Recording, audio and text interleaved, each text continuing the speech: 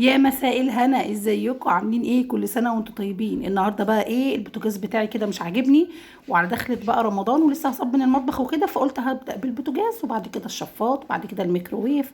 انا بحب ابدا حاجه حاجه، ابص الاقي نفسي خلصت المطبخ كله. السيراميك بقى ده بيبقى امره سهل. تعالوا بقى نشوف طريقتي في ايه غسيل البوتاجاز بتاعي اللي بجد يعني من زمان قوي وانا بعملها. ده كده ليمون مغلي عليه خل، عليه كلوروكس الوان، عليه حبه بريل، بس كده.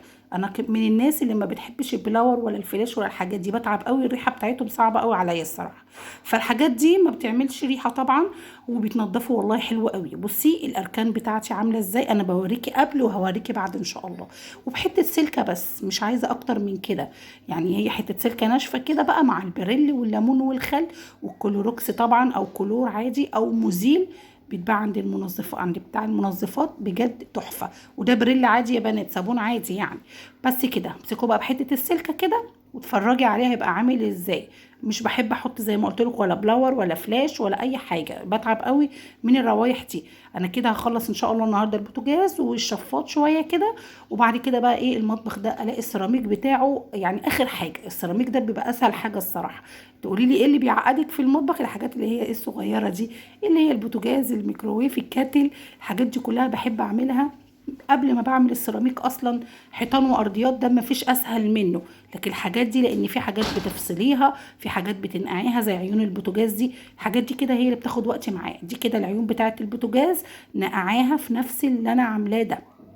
عايزه تحطيها على ميه سخنه حطيها، عايزه تحطيها ميه من الحنفيه عادي تمام.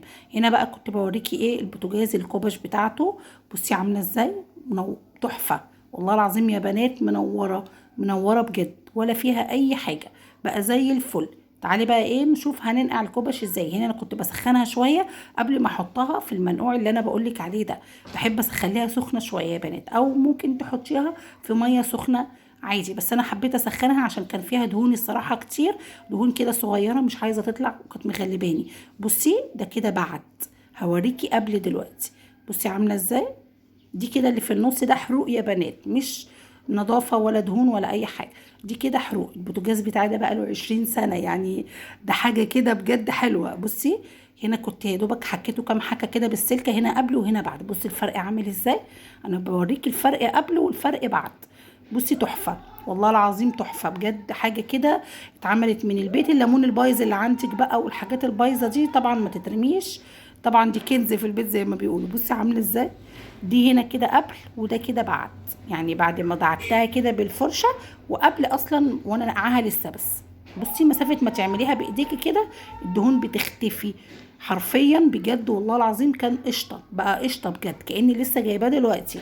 خلاص بقى غسلتها حلوة قوي. طبعا الخلطة دي تنفع للستانلس عموما، للحواض، للبانيو، للحمامات، اي حاجة بقى، لان طبعا ما فيهاش حاجة مضرة. بصي هنا كنت مسخناها شوية، وهنا لسه هنقعها، كنت لسه هنقعها كده.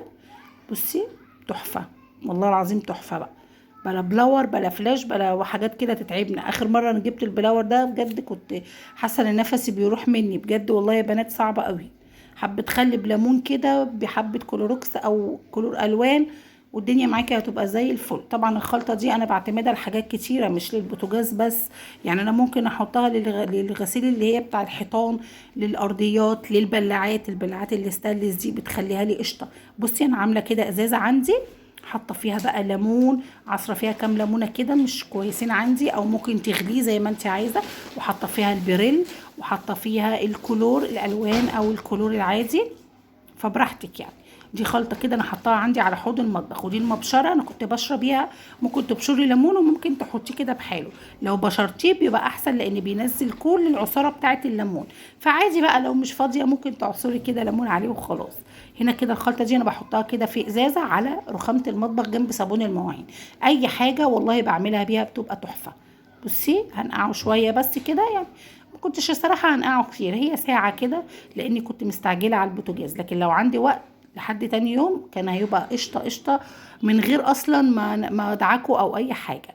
كده ناقص لي ايه، هصبن بس المطبخ. طبعا انا عملت المطبخ من جوه يا بنات، ناقص لي بس من بره. ان شاء الله هنزل لكم فيديو قريب هعمل لكم المطبخ من بره، وكمان عايزه ايه اغير فيه اشكاله. انا كنت الصراحه هشتري مطبخ جديد بس مش هينفع السنه دي. ادعوا لي بقى ان شاء الله كده ايه ابقى اجيب مطبخ بعد كده ان شاء الله. اوريكم طريقتي في رصه عامله ازاي. بستخدم كل حاجه فيه، مفيش حاجه فيه ما بستخدمهاش، كل ركن فيه ببقى عارفه انا ببقى عامله فيه ايه، بحب ايه ابقى عارفه انا عامله فيه ايه عشان ما تبقاش الدنيا زحمه معايا. انتوا عارفين المطبخ ده من اهم حاجه في الشقه اصلا. انتي اصلا طول النهار بتبقي قاعده في المطبخ، مبقاش تبقي طول النهار في المطبخ، فلازم تبقى مسهله لنفسك كل حاجه، يبقى طبعا نظيف، يبقى كل حاجته زي الفل، عشان خاطر انتي نفسك تبقي مبسوطه اللي انتي واقفه فيه. انا من الناس اللي بتعب قوي لما بقف في حته مش نظيفه او في حته مكركبه.